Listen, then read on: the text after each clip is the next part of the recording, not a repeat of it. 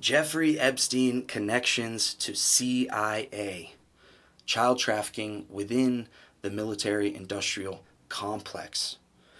If you could, like the video and subscribe to the channel on your way in, it really does help out a lot. And if you want to follow along with this video and check out all of the sources I used in this expose, make sure to go sign up for my free periodical over on Medium.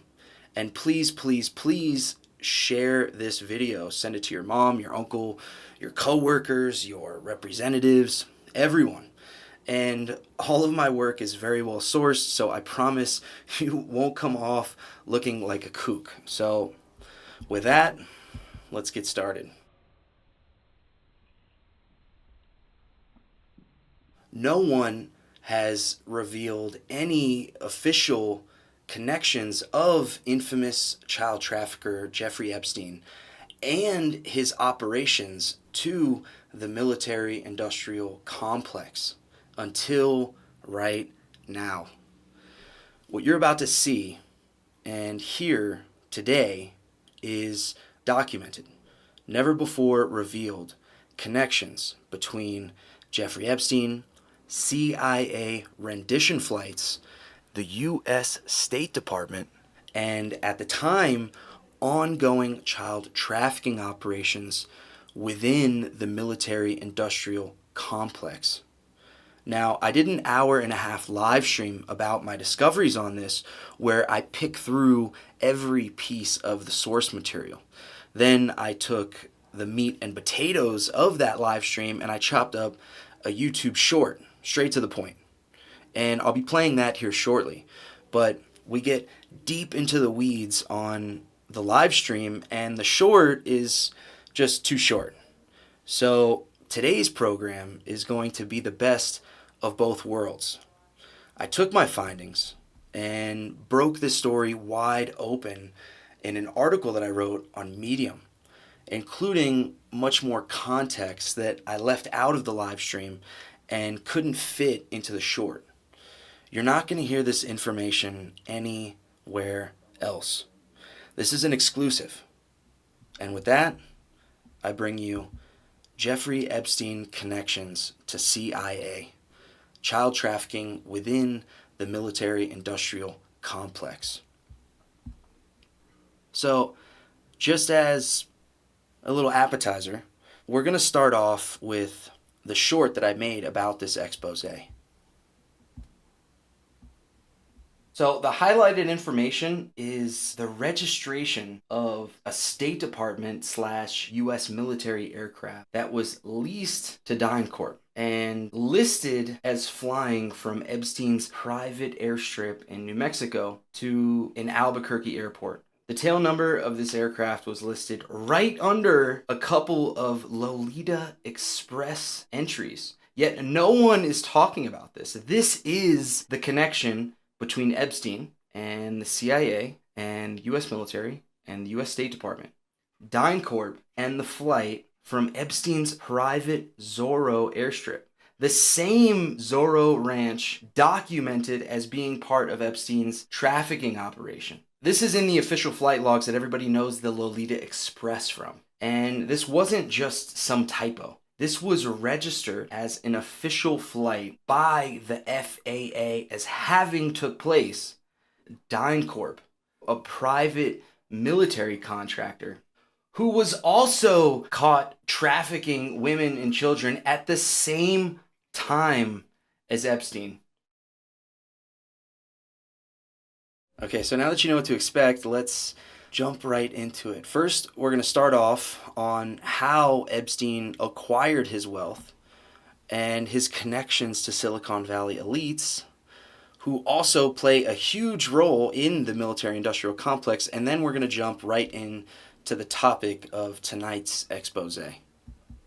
Jeffrey Epstein was an American financier who acquired vast sums of wealth from the billionaire mogul behind Victoria's Secret and Abercrombie and Finch, Les Wexner. Epstein's milieu was one of elite power and influence, a rare blend of finance, academia, fashion, politics, and media. Jeffrey Epstein surrounded himself with billionaires, royals, CEOs, politicians, scientists, Hollywood power players, and Ivy League insiders. These connections were forged over decades of high society soirees and maintained through his investments within these social circles. This was made possible through his participation in various think tanks and networks like the Edge Foundation. The Edge Foundation, for example, founded by John Brockman and financed by Jeffrey Epstein, allowed Epstein to rub shoulders with the likes of Elon Musk, Bill Gates, Jeff Bezos, Larry Page, Sergey Brin, and Peter Thiel, among others.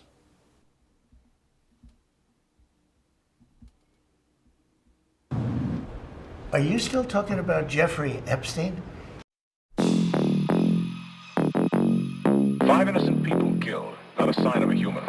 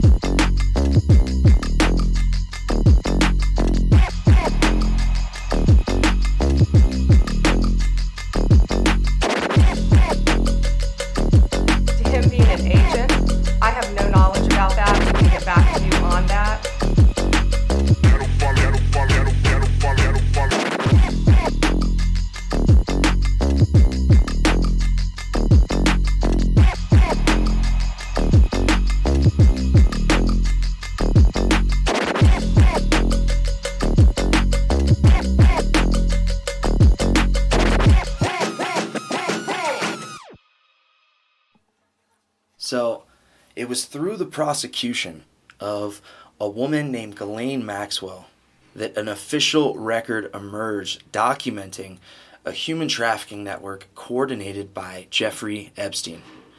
A French modeling executive named Jean-Luc Brunel was also charged in connection with their trafficking operation, but he inevitably suffered the same fate as Jeffrey Epstein, taking his own life just before being held accountable.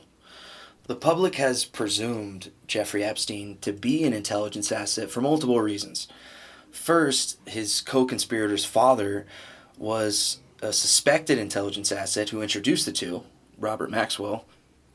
Second, Epstein was a business associate and a personal friend to a former prime minister named Ehud Barak, who was previously a commander of Sayeret Matkal, an elite special operations intelligence unit in the IDF.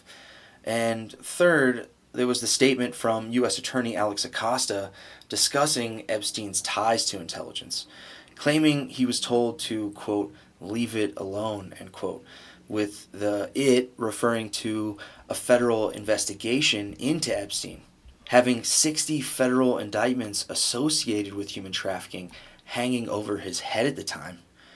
The investigation was inevitably reduced to only 2 counts related to prostitution following U.S. Attorney Acosta's intervention on the matter.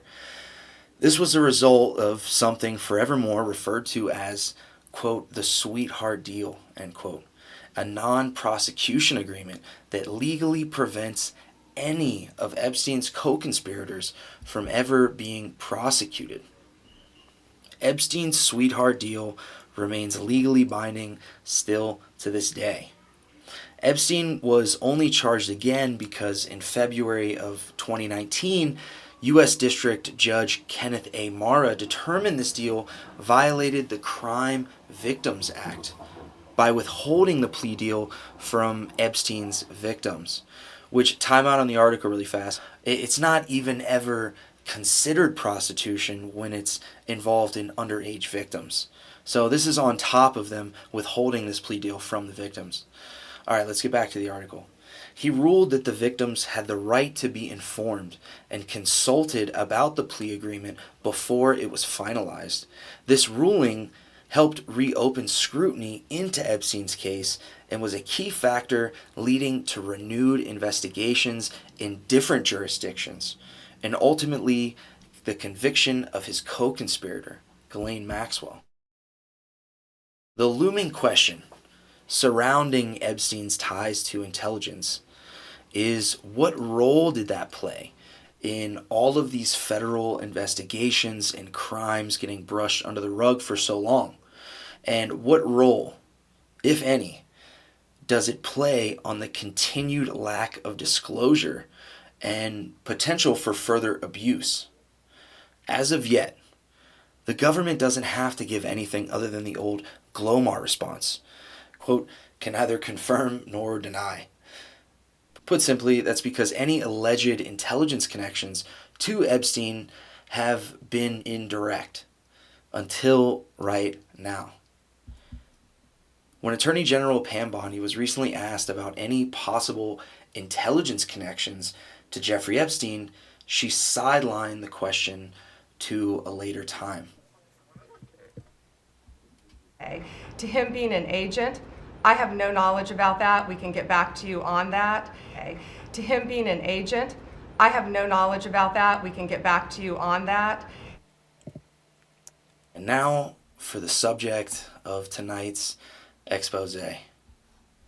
Epstein's direct ties to intelligence lie in a State Department U.S. military aircraft leased to DynCorp, or Amentum, one of the largest U.S. military contractors with a well-documented history of performing rendition flights for the CIA, covert flights used to transport people around the world. The tail number of this aircraft, or the N number, is penned in one of Epstein's flight manifests leaving his private Zorro ranch, Epstein's personal estate, documented as central to his child trafficking operation. Right underneath Epstein's infamous Lolita Express, you'll find the State Department / U.S. military aircraft highlighted on his flight manifest below. That's N474AW. Jeffrey Epstein had more than just 2 personal pilots who were subpoenaed, and even they weren't questioned about this U.S. government flight documented on Epstein's flight manifest. The focus of the public eye has been entirely on the Lolita Express. Some may make the argument that the tail number of this military aircraft is a typo and never took place at all. But the FAA has N474AW documented as having flown from Epstein's private Zorro airstrip central to his child trafficking operation. Business Insider went through Jeffrey Epstein's unsealed flight manifests and combined them with all of his associated flight records and signal data provided by the Federal Aviation Administration, or FAA, between 1995 and his arrest on federal sex trafficking charges in July of 2019. The publication then created a searchable database with their findings. This database, cross-referenced with FAA records and signal data, verifies that this official government aircraft flew from Epstein's private Zorro airstrip, a runway on Epstein's personal ranch and base of operations. But there's something very peculiar about this government tail number listed on Epstein's flight manifest. The tail number is tied to a military aircraft, registered to the U.S. State Department, and last leased to DynCorp, a military contractor with a well-documented history of performing covert rendition flights for the CIA. But where it gets weird is that despite its transponder being picked up by the FAA in 2002 leaving Epstein's ranch, the aircraft is documented as having been destroyed 2 years prior during a military narcotics operation in the jungles of Colombia. It's worth noting that a lot of things have been changed about this crash report over the years.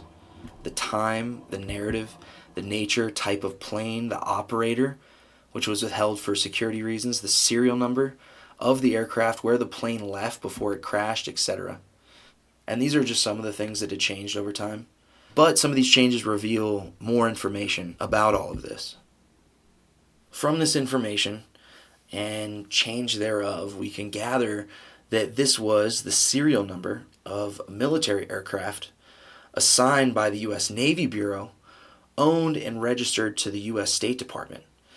Further investigation reveals that DynCorp held the government contracts to operate these aircrafts before, during, and after one in their fleet departed Epstein's private ranch central to his trafficking operation.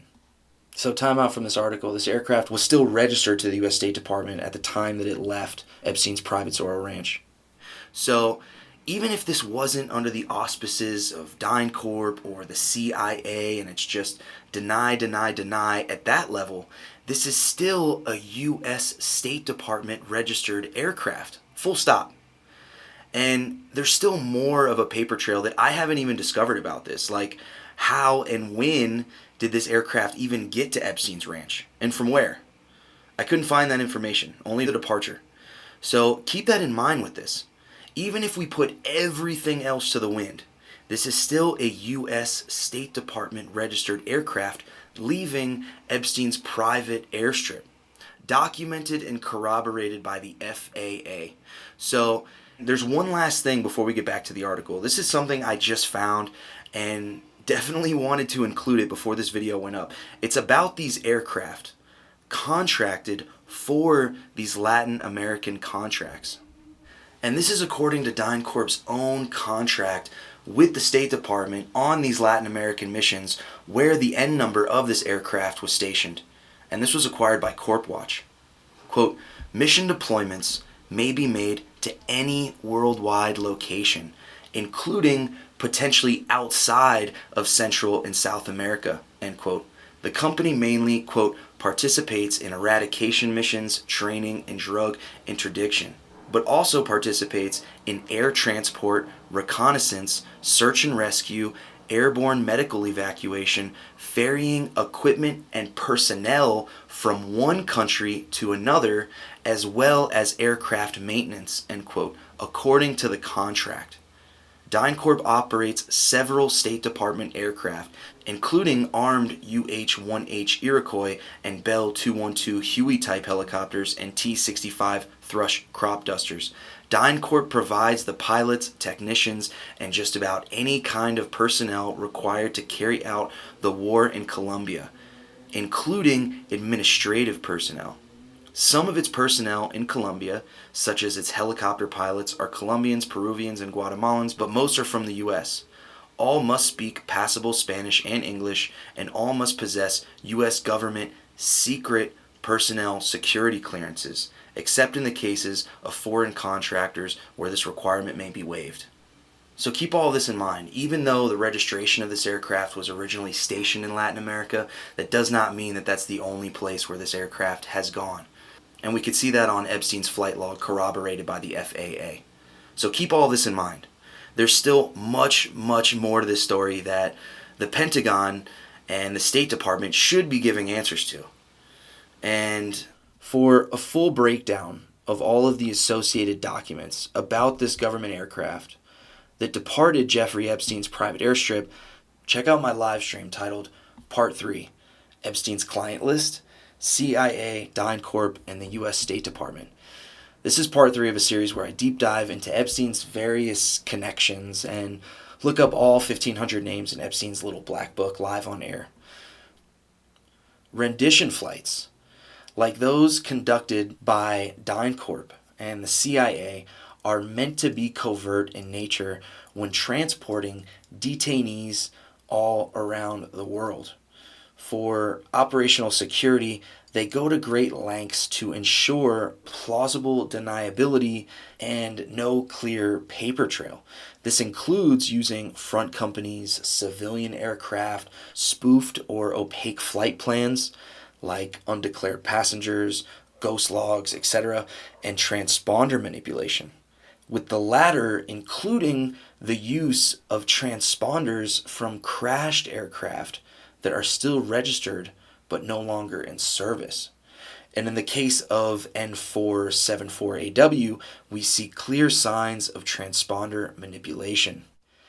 Epstein's flight manifests cross-referenced with FAA flight and signal data showing a government flight leaving Epstein's private airstrip in 2002 with a tail number to a plane that was destroyed in 2000.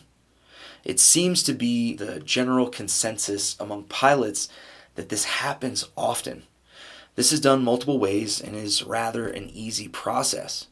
It can be done by spoofing the aircraft's transponder to emit a tail number that doesn't match the one it's installed in, like using the tail number from a destroyed aircraft that's still registered with the FAA. Wink, wink, cough, cough. This can also be done by physically modifying the transponder itself to emit the tail number of another aircraft, and this is referred to as cloning. And because the FAA surveillance systems don't directly collect aircraft make and model data from transponder signals, it made these deceptive spoofing practices harder to detect at the time. And since then, everything from a spoofed aircraft ID to a false location can be broadcasted to the FAA unnoticed. And as was the case with N474AW on Epstein's flight logs, it was from a transponder directly connected to a CIA and military contractor associated with such activities. But this government flight departing Epstein's private New Mexico ranch isn't the only thing DynCorp and Epstein have in common. On multiple occasions, DynCorp was complicit in child trafficking at the same time as Jeffrey Epstein. And this is Catherine Bolkovac, a whistleblower from DynCorp. During my 10 years as a police investigator, I specialized in child sex crimes and domestic violence. I was no stranger to evildoers and violence being perpetrated against women and children. In 1999, I would be heading off to Bosnia as an international police force task member. I certainly never expected to be terminated less than 2 years later and find myself in a foreign country fighting to save my reputation as a police officer and defend my integrity and honesty against a multi-billion-dollar United States private government contractor.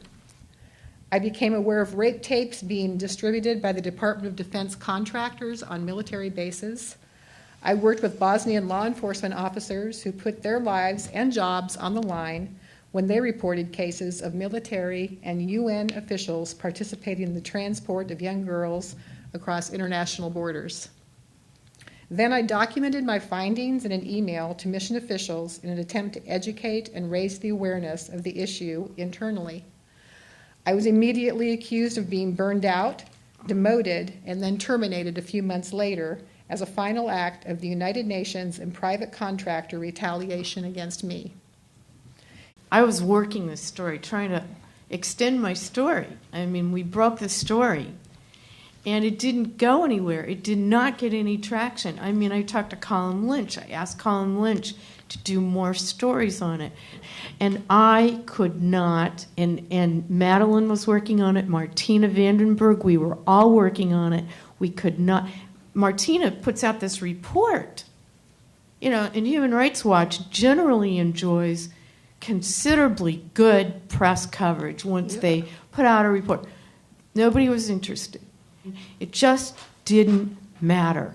And that's why they didn't cover it. There was a story in the Wall Street Journal, in the business pages, very small mention that DynCorp, that's where Dr. Vance was asking me, that's where I saw the report that DynCorp was in trouble on gun trafficking in Latin America. It was in the business section on DynCorp.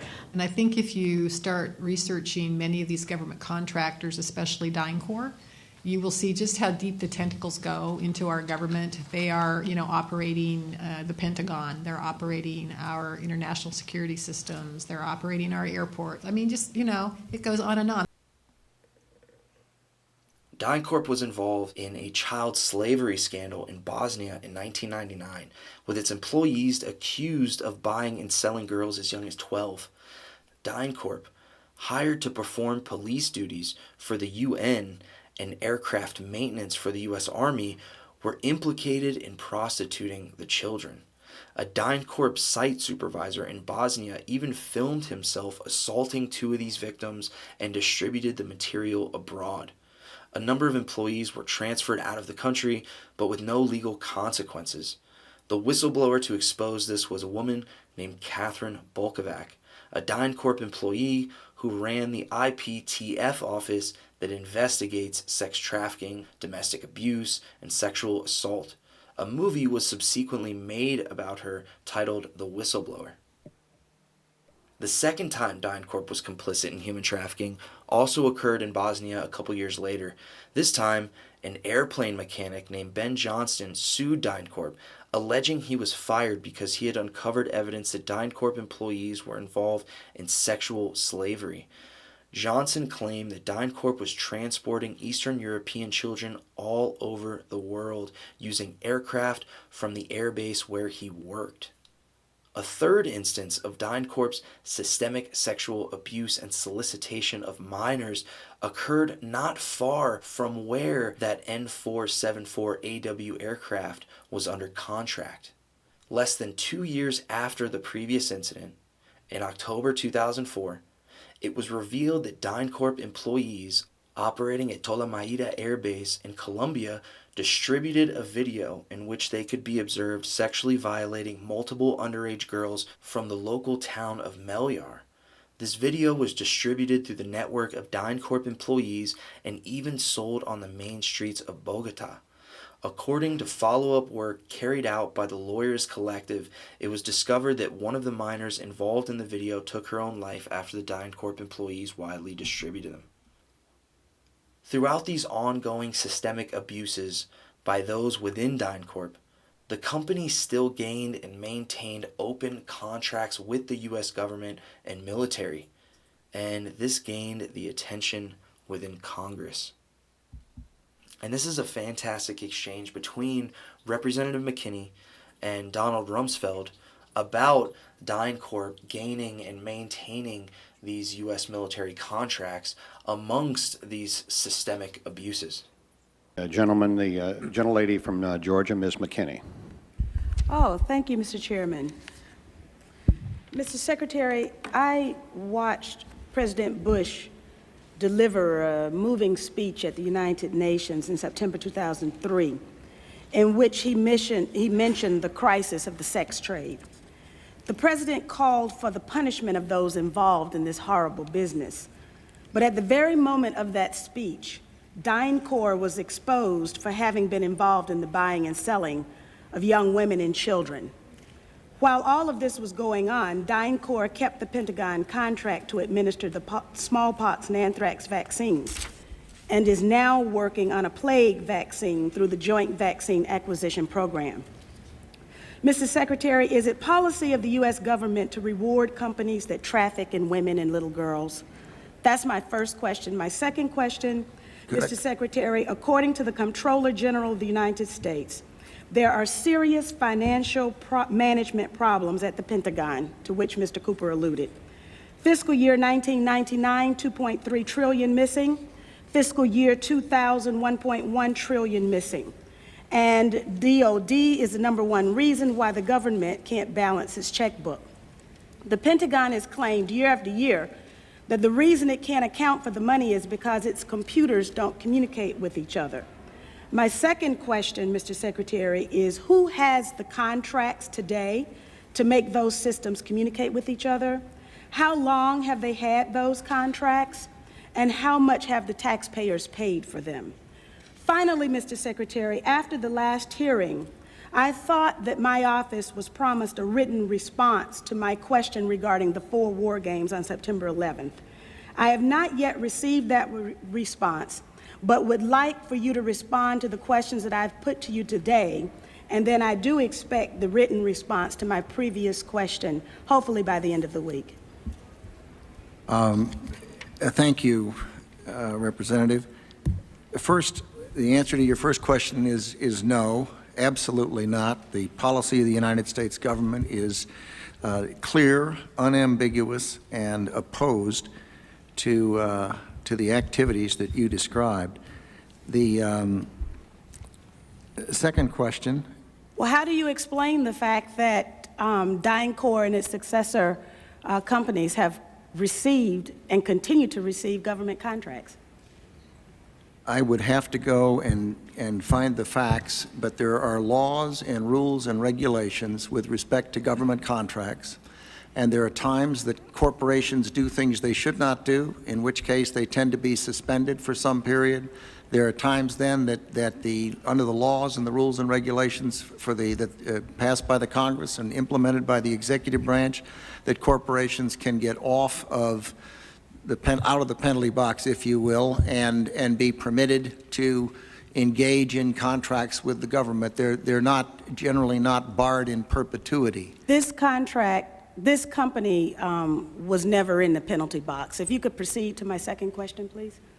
On your first question, I'm advised by Dr. Chu that it was not the corporation that was engaged in the activities you characterized, but I'm told it was an employee of the corporation, and it was some years ago in the Balkans that took place. It's my understanding that it continues to take place, and is that right? Yes. Well, if you can give me information to that effect, I'm sure you are interested in all of the information that I have, and I'll be more than happy to provide it to you. Good, thank you. A heated exchange took place in 2006 where Representative Cynthia McKinney grilled Secretary of Defense Donald Rumsfeld on why DynCorp was still able to gain and maintain open government contracts despite their ongoing systemic trafficking of children. Secretary of Defense Rumsfeld deferred answering the question until a later date. This congressional back and forth occurred at the same time Epstein was also being investigated for similar crimes. And just after a DynCorp military aircraft was documented by the FAA leaving Epstein's private airstrip central to his child trafficking operation. The trafficking of children within DynCorp did not stop there. In 2009, a couple short years after this congressional exchange, top DynCorp officials would be revealed by the Washington Post as having procured an adolescent boy to perform exotic dances for them and other senior executives. At least 2 videos of the event were filmed where over a dozen DynCorp personnel can be seen egging on a boy who came from a nearby village in Afghanistan. The footage shows the boy, dressed with a long scarf wrapped around his waist, as he moved around a DynCorp employee sitting on a single chair in a courtyard while the other men watched. According to Congress, these abuses and human rights violations were not only widespread within DynCorp, but a systemic problem in the Department of Defense amongst many private military contractors. By 2010, the following year, the issue was recognized as being so severe that congressional hearings were necessitated on the matter, and by 2012, legislation had to be drawn up in desperate attempts to curb human trafficking within the military-industrial complex. It was reported by the Washington Post as late as 2017 that the Pentagon has successfully blocked all independent reporting on the matter, and U.S. boots on the ground all around the world over the years have witnessed these abuses and systemic cover-ups firsthand. And here, this source that I have right here, make sure to go check this one out, because this one is a interview with a soldier in Afghanistan going over what he experienced. It has been rather quiet since then, but my discovery of Jeffrey Epstein's connections to the CIA have resurfaced the still unanswered questions into child trafficking within the military-industrial complex. Don't forget to check out the Bookstore. Running deals offering free shipping. And there's a little something in there for everyone. Mind control experiments, eugenics, artificial intelligence, psyops. So make sure to grab one for your collection. And definitely tune into my periodical over on Medium. It's completely free, no paywall. You're more than welcome to stop by at any time. I'll leave all the links to everything down below. Your interest in these topics, it really means a lot.